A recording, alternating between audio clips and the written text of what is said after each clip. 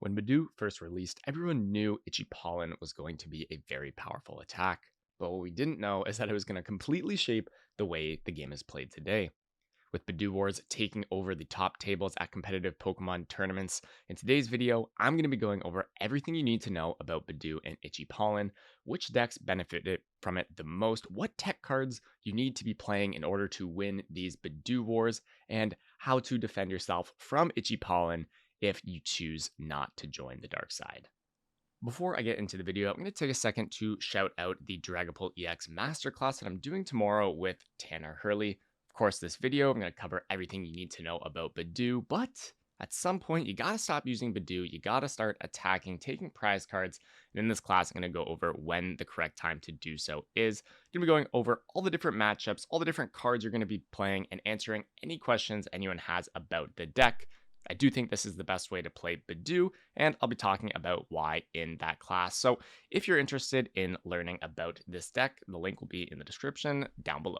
Now, before we get into the Budew Wars, I'm going to just talk about Budew because, of course, in order to understand what's really going on in the Budew Wars, we need to understand Budew first. So the big thing to know is that Itchy Pollen is not a win condition, it's a stall tactic, right? And so you want to think about what strategies are going to be benefiting from a stall tactic, right? It's going to be your evolution decks. It's going to be your decks that need to attach a lot of energies, that need a lot of time to set up.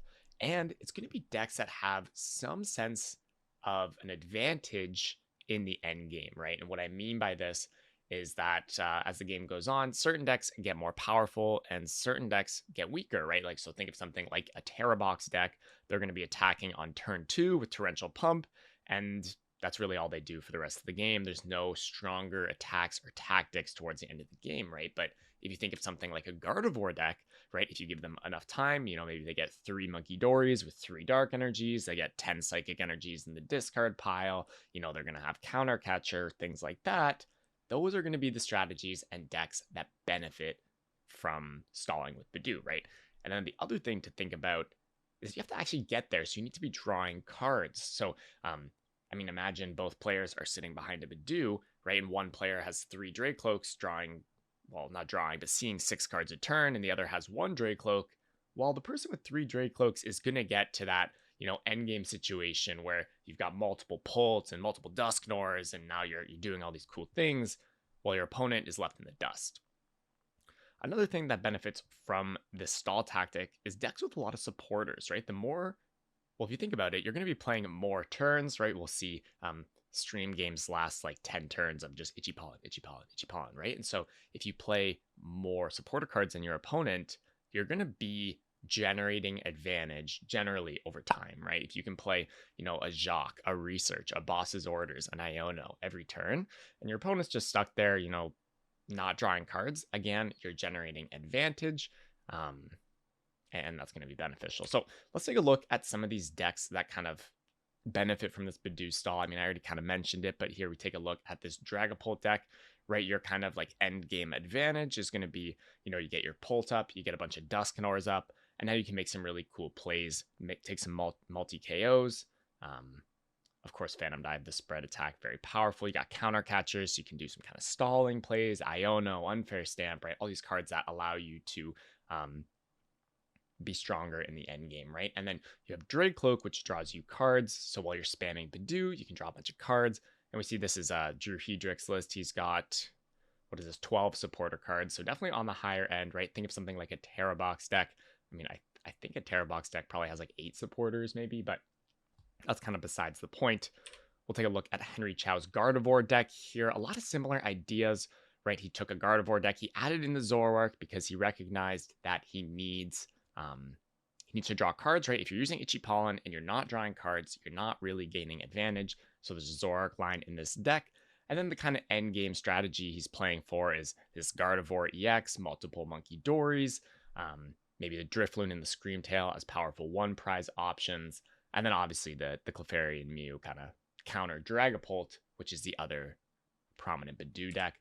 And if you take a look at my Dragapult list that I played on the weekend, same draw engine to the Dusknor Dragapult deck, but the difference is that the end game strategy you're playing for is just to have Monkey Dory instead of the Dusknor.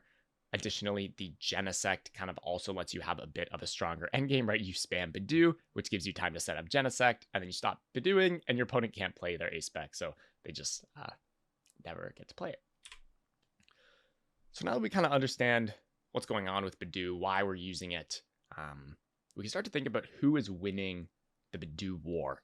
And now when I talk about a Budew war, I mean when both players are just sitting there using Itchy Pollen, and this can last upwards of 10 turns. Seriously, I've had some games where it gets pretty crazy, especially if both players have all the proper tools to prolong a Budew war, which we'll talk about in a sec. But in order to know kind of who's winning the Budew war, there's a few factors to consider, right? The first of which is whose Budew will die first. You're going back and forth with 10 damage. That means at base level, whoever uses Itchy Pollen into the opposing Budew first is going to take the first knockout. Now, there's a lot of things that can change this, right? Think of things that modify HP or make your Budew deal extra damage, but that's going to be the first thing to consider, because when your Budew dies, you're going to have to do something, right? You're going to have to either attack or put down another Budew, which is probably not a particularly enjoyable concept. You probably don't want to use multiple Budews if possible.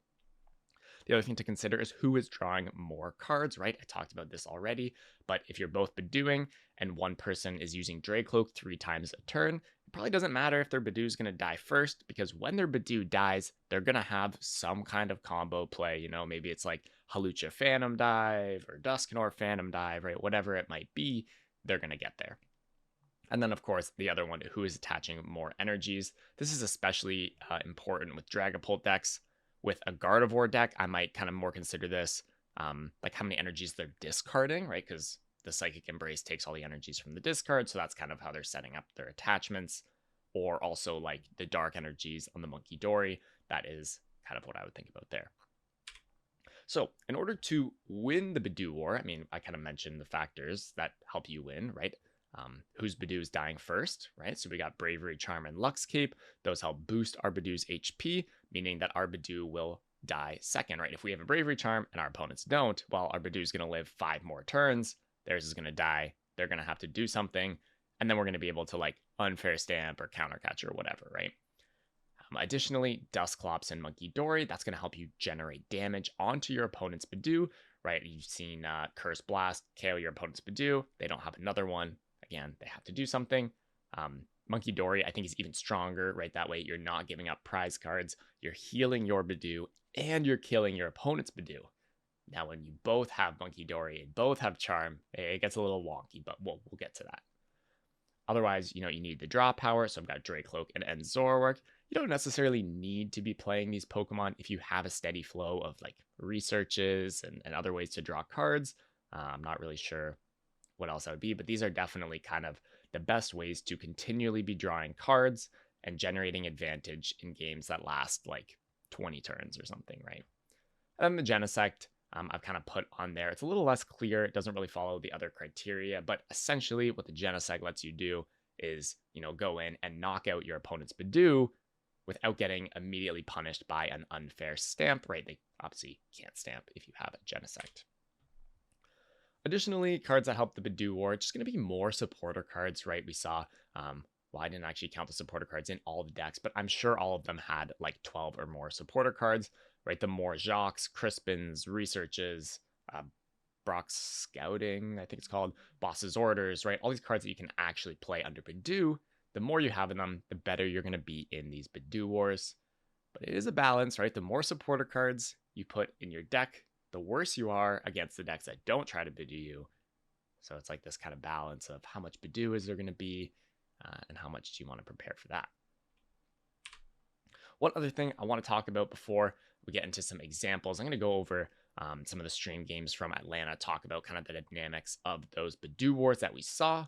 But the last kind of general point I want to talk about is what to do when you're losing the Budew war, right? So say, you assessed the 3 points I mentioned, right? Who's drawing more cards, whose Budew is going to die first, and who's attaching more energy, right? So you're behind in all or some of those aspects. You want to assess when your opponent will initiate. And what I mean by this is when they'll stop using Budew, right? Is your opponent waiting for some kind of combo play? They're usually waiting for something like, maybe a boss's orders, a Dusknor, maybe a boss's orders and a Monkey Dory or a Halucha. It usually is boss's orders, some amount of energy cards on their board, right? You want to think, what is your opponent waiting for and how close are they to getting it, right? Do they have a ton of cards in their hand? Do they have a ton of Pokemon in play, right? So that way you can be ready for your opponent to potentially break the Budew lock. Now, once you consider when your opponent will initiate, you have to decide between remaining passive or getting aggressive. So if you think you have time, right, maybe your opponent's board isn't too developed yet, you're falling behind a little bit, but you don't think you're at risk of like getting blown off the board, right? In like a Dragapult mirror, that might be like Dusclops on your Dracloak, boss up the other one, Phantom Dive both, right? So if you think your opponent's not really close to doing that, you can consider staying passive and look to hope to catch up in the Budew War, right? Maybe you get a couple lucky Dracloaks, you get your extra Dracloaks down, maybe you get some attachments, maybe you get your Bravery Charm, which helps your Budew survive, whatever that might be. You might want to consider staying passive. Or if you think you're at risk of getting blown off the board in the coming turns, you might just want to consider getting aggressive. Now, the person who does get aggressive first is usually disadvantaged, but it is better to get aggressive before your opponent does like their crazy combo turn that just immediately makes you lose the game, right? So this might be maybe killing your opponent's Budew with like whatever attack you have, right? It might be like a Screamtail slap. It might be like a Dracloak headbutt, I think it's called. I don't know. Whatever the attacks are, you might need to use some crappy attack, kill your opponent's Budew.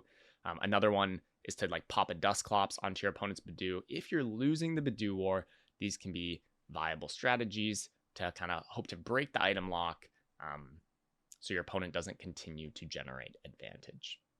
So the first Budew war I'm going to cover is going to be a top 8 game between Tanner and Sebastian. We kick off the Budew war. Sebastian has Bravery Charm on his Budew. Tanner has a Dracloak. So those are kind of the different advantages these players have here. Of course, over time, Tanner's drawing cards. So in the long run, he is going to be better off. However, his Budew is under a lot of pressure. Also, Tanner has 2 Luminous Energy in play, which means it's going to be hard for him to actually set up a Monkey Dory, right? There's only 1 more Luminous in his deck, so he's probably going to have his Budews being knocked out rather quickly. Sebastian establishes his Monkey Dory and uses it to kill Tanner's Budew, again putting him in an awkward position. He has to send up a Pokemon that isn't Budew, right? We talked as well about how the energy attachments are a big deal. By promoting a Pokemon that isn't Budew, Tanner has to retreat, setting him back an attachment and helping Sebastian get some advantage. Additionally, here, Sebastian finds a Jacques, which allows him to get Dracloaks, which is really going to remove Tanner's kind of draw power advantage. And the power of the game really shifts to Sebastian here. He's ahead, well, he's equal on energy attachments, he's ahead on Dracloaks, and his Budew, Tanner's Budew has already died. Additionally, because of the Bravery Charm on Sebastian's Budew, Tanner can't even knock it out with the Dracloak attack. So he's just going to be forced to go back into his Budew again without a Bravery Charm into Sebastian's Monkey Dory Budew Charm, right? Sebastian's Budew is just never going to die. And so what this is going to result in is Sebastian's probably just going to get to sit here behind the Budew for a long time. Eventually, Tanner is forced to attack. He's going to try and attack as soon as possible. The longer he waits, the worse it's going to be, right? Say Tanner waits like forever to attack, right? Sebastian is going to get up like a ton of Dracloaks. He's already got the Monkey Dory with the Dark. And then eventually he's going to have like boss's orders, Monkey Dory, kill both your Dracloaks, something like that. So Tanner's really looking to get aggressive in this spot. So far, he hasn't found the cards to do so, but we'll see how this Budew war develops. After Tanner's unable to find a Dragapult, Sebastian is able to knock out his Budew with Monkey Dory yet again, forcing Tanner to promote something, again putting him in a terrible spot. He doesn't want to send up his Dracloak and have Sebastian Phantom Dive into it, so he sends up the Genesect. Now this Genesect is stuck in the active here. Both of Tanner's Budews are dead in the discard pile, which means he's going to break the item lock, and Sebastian's going to be able to play things like Ultra Ball, even playing things like Poffin and Nest Ball. Getting them out of his deck is pretty relevant. It's going to allow him to thin out his deck. That's something maybe I didn't mention earlier, but that's also something you love to be doing under these Budew locks, is just getting rid of crappy cards from your deck. Now here, Tanner is finally able to find the Dragapult. I suppose better late than never. This was his final turn to find it before Sebastian would be able to break the item lock. He also finds the Defiance Band for the Genesect, which is really nice because it's going to block Sebastian from playing the Unfair Stamp on him, which is usually one of the biggest reasons you don't want to attack into your opponent's Budew, where you're going to get hit by like Unfair Stamp Countercatcher or something. But at least he's protected from that. But you can see now here, Sebastian's going to have the opportunity to attack into Tanner's Dragapult first, which is a really big deal. He's got the monkey set up, so we're probably going to see something like a Phantom Dive into Tanner's Dragapult, knock out a Dracloak on the bench, and that's really going to put Sebastian in a driver's seat for the remainder of the game, all because he was able to maneuver the Budew War better than Tanner.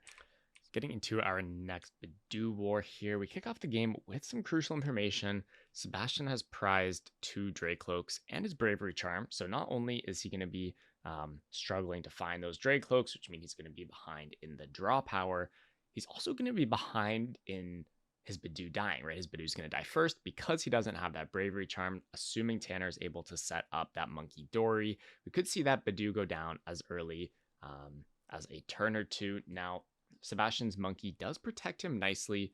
The way he's going to want to utilize this monkey is to put 10 damage on a bunch of different Pokemon, because as soon as he puts 20 damage on the same Pokemon, that's going to allow Tanner to move 20 over to his Budew and then knock it out with the Itchy Pollen.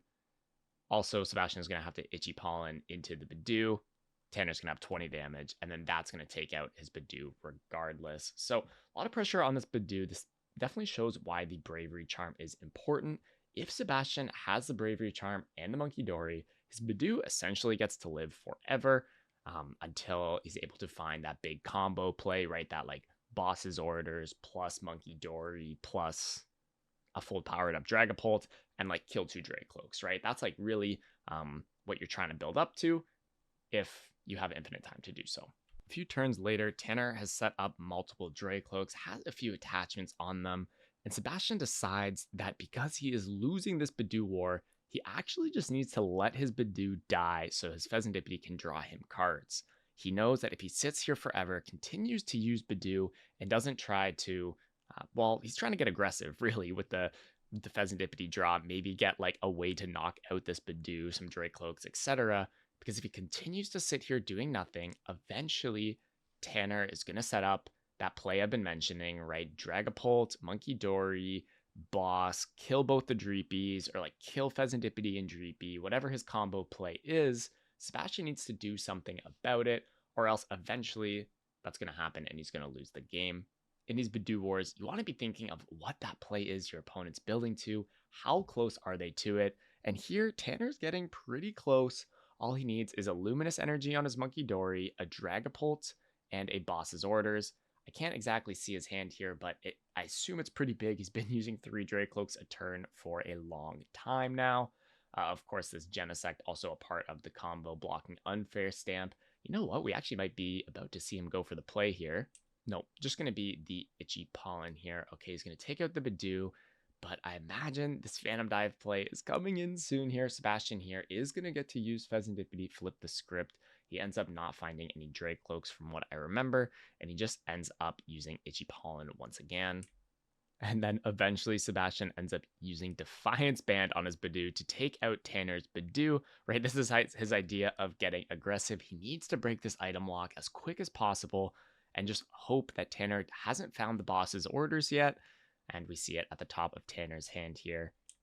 We're going to see a big combo play with the Monkey Dory and the Hawlucha and the Boss's Orders. Going to bring up the Fez. The Monkey Dory and the Hawlucha are going to take out the Budew, and Tanner is essentially just going to board wipe Sebastian. So I think this is a great example of how, even though like Sebastian was drawing poorly, his idea was that he needed to break this Budew lock because he recognized that he was losing this Budew war Tanner realized he was winning the Budew war, continued to do nothing, sit behind that Budew until he had his ultimate Exodia combo play, which essentially is just going to win him the game on the spot. So I hope you enjoyed the video. I hope it answered some of your questions you might have had about these Budew wards. They are fairly complicated, but the general idea is that if you're the one winning the Budew war, generating more advantage, you just want to sit there, keep Bedewing until you hit your Exodia combo play, whatever it might be. If you're playing Guardy or Pult Monkey, Pult Dusk, it's going to be different.